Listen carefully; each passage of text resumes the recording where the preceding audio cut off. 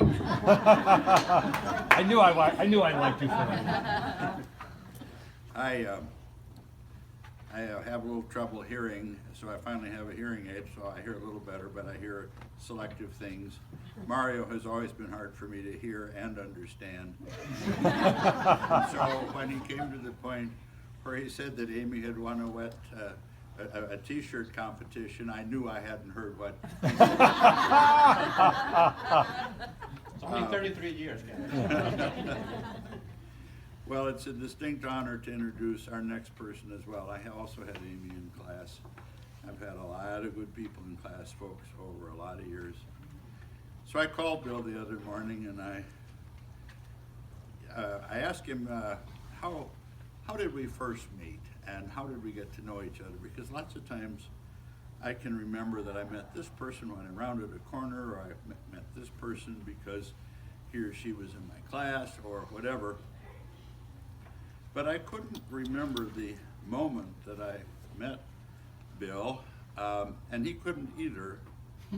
But a little later on in a phone call with Sam Freitag, who many of you know as a Coe alum and trustee, and just a year, ahead of you or behind you? 1 year ahead. 1 year ahead of you.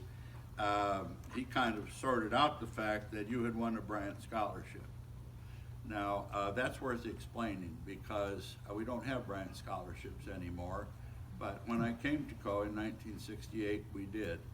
And they were the penultimate scholarship. There was one given per year, and it was essentially an athletic scholarship, but it was also given to a stellar student. And eventually we got to where we gave two. I don't know if we gave two your year or not. I don't think so. We did give two to Sam's class because Craig Harvard's got the other one, he and Sam. And Sam knew that I would target in on a Bryant Scholar, and that's how I met you. There we go. It turns out that he also told me that by the time he came here for orientation, I knew him so well that I took him out of orientation for the weekend and took him down to my house to water ski. And apparently we had a pretty good time down there water skiing, and I guess you didn't suffer too much from missing orientation, but I just didn't think that sounded at all like me, but other people think that it does. So this will kind of shock you. I said to Sam, well, what do you remember about Bill? And he said, well, he was a really nice young guy. Well, he wouldn't have said a young guy because he was the same age. He was a nice guy. He was shy and reserved. And, you know, you don't come across these days as shy and reserved. Maybe this is a shock to the entire family. He was definitely shy and reserved at the time. And just an immediately likable, lovable, great human being. And I remember that more about him than I do specific things along the way, frankly. I just remember every time I think of Bill Smarsville, I think of a very dear friend. He was a pretty good student too. I'm not allowed to tell you his grades. I looked them up the other day because I have them in the drawer. I have all of them from 1968 on, and so Bill was a freshman in 1975. And maybe that's why we went water skiing, because I had just bought a house on the lake that summer and I was doing a lot of water skiing at the time. But I can tell you the grades he didn't get. He didn't get an A minus. He never got a B plus or a B or a B minus. He never got a C.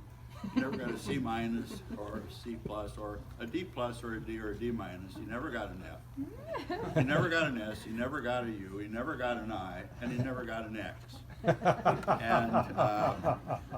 I'm going to step aside from you for a moment because I have a teaching moment here. I'm going to explain something to our non-academic people. The big topic of Coe this fall is whether or not to get rid of the X grade. And so in probably what we'll do is establish a committee to study this. We'll have some open forums, and we'll spend the year on it. And somewhere about May, we'll decide whether or not to get rid of the X grade.